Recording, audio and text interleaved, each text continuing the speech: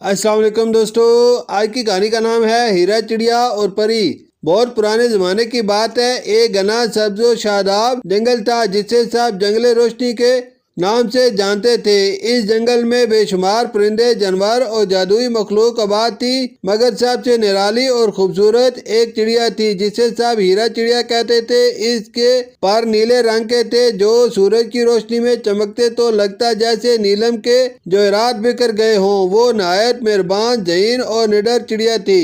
ہیرا چڑیا کی سب سے خاص بات یہ تھی کہ وہ ایک عام چڑیا نہیں تھی، بلکہ اسے ایک نیک دل پری نے اپنی خاص دعا سے جنم دیا تھا۔ جنگل میں ہر مخلوق اس کی عزت کرتی اور وہ خود بھی سب کی مدد کرتی، مگر ایک دن جنگل میں عجیب سا سناٹا چھا گیا۔ درختوں کے پتے سوکھنے لگے، ندی کا پانی رک گیا اور جانور بیمار ہونے لگے۔ یہ کیا ہو رہا ہے؟ ہیرا چڑیا نے بلند آواز میں جنگل والوں سے پوچھا۔ ہمیں نہیں معلوم، ہیرا ایک خرگوش بولا۔ شاید کوئی جادو ہے جو پورے جنگل کو دبوچ رہا ہے۔ اسی رات جب چاندنی پوری شدت سے چمک رہی تھی، ایک بھیانک آواز جنگل میں گونجی۔ وہ آواز کسی پرانی بدصورت عورت کی تھی جو کہہ رہی تھی، میں واپس آ گئی ہوں، پریوں کی دشمن جادوگرنی ظالم زیتونہ۔ اب اس جنگل میں صرف اندھیرا ہوگا۔ سب جانور خوف زدہ ہو گئے۔ ہیرا چڑیا نے سنا تو وہ فوراً اڑ کر اس مقام پر گئی جہاں سے آواز آئی تھی۔ وہاں ایک بڑی بدصورت عورت کھڑی تھی جس کے ہاتھ میں لکڑی کا ایک سیاہ عصا تھا۔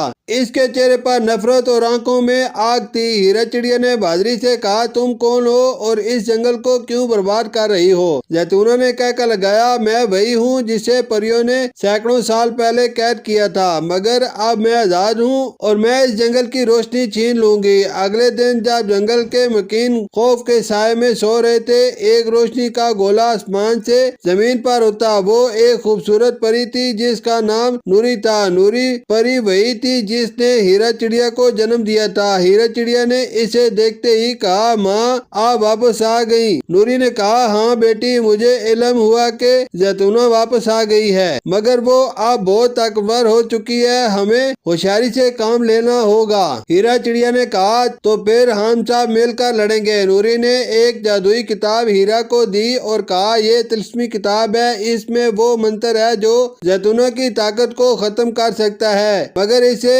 پڑھنے کے لیے سچائی، قربانی اور بہادری کی ضرورت ہوگی۔ ہیرا چڑیا کتاب لے کر روانہ ہو گئی۔ راستے میں اسے مختلف آزمائشوں سے گزرنا پڑا۔ پہلی آزمائش ایک اندھیرے غار میں داخل ہو کر سچ بولنا تھا۔ وہاں ایک سایہ اس سے سوال کرتا، کیا تم واقعی دوسروں کے لیے قربانی دے سکتی ہو؟ ہیرا نے کہا، ہاں، اگر میرے جنگل کی خوشیاں واپس آ سکتی ہیں تو میں اپنی پرواز بھی قربان کر سکتی ہوں۔ دوسری آزمائش ایک جھیل کے کنارے ایک پرانا دوست ملا جس نے اسے اپنی طرف روکنے کی کوشش کی، مگر وہ جانتی تھی کہ منزل آگے ہے۔ تیسری آزمائش کتاب کا منتر صرف تب ظاہر ہو سکتا تھا جب ہیرا چڑیا اپنی سب سے بڑی کمزوری یعنی ڈر کو شکست دیتی۔ ہیرا چڑیا نے اپنی آنکھیں بند کی، دل سے دعا کی اور جب آنکھیں کھولی تو منتر چمکنے لگا۔ ہیرا چڑیا واپس جنگل پہنچی جہاں زیتونہ نے پری نوری کو قید کر لیا تھا اور جنگل میں ہر طرف اندھیرا پھیل رہا تھا۔ آسمان سیاہ، درخت مرجھائے ہوئے اور ندی کی سطح پر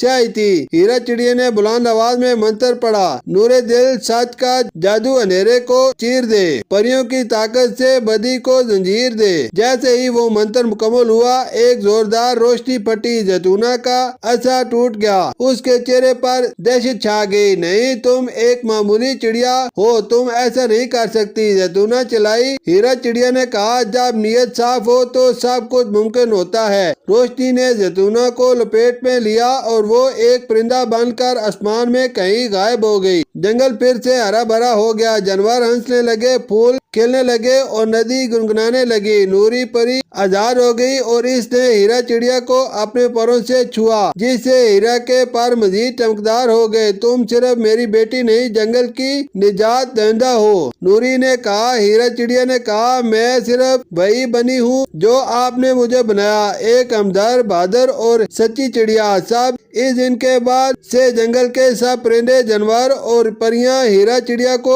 اپنا ہیرو ماننے لگے۔ سال گزرتے گئے مگر ہیرا چڑیا کی داستان جنگل میں نسلوں تک سنائی جاتی رہی۔ ہر بچہ یہ سیکھتا کہ سچائی، قربانی اور بہادری ہی وہ خوبیاں ہیں جو اندھیرے کو روشنی میں بدل سکتی ہیں۔ ہیرا چڑیا نے ثابت کر دیا کہ چاہے وجود چھوٹا ہو، ارادے بڑے ہوں تو دنیا بدلی جا سکتی ہے۔ ہیرا چڑیا اور پری صرف ایک کہانی نہیں بلکہ ایک سبق ہے کہ روشنی ہمیشہ اندھیرے پر غالب آتی ہے، بس ہمیں یقین، حوصلہ اور سچائی کا دامن تھامنا ہوتا ہے۔ شکریہ۔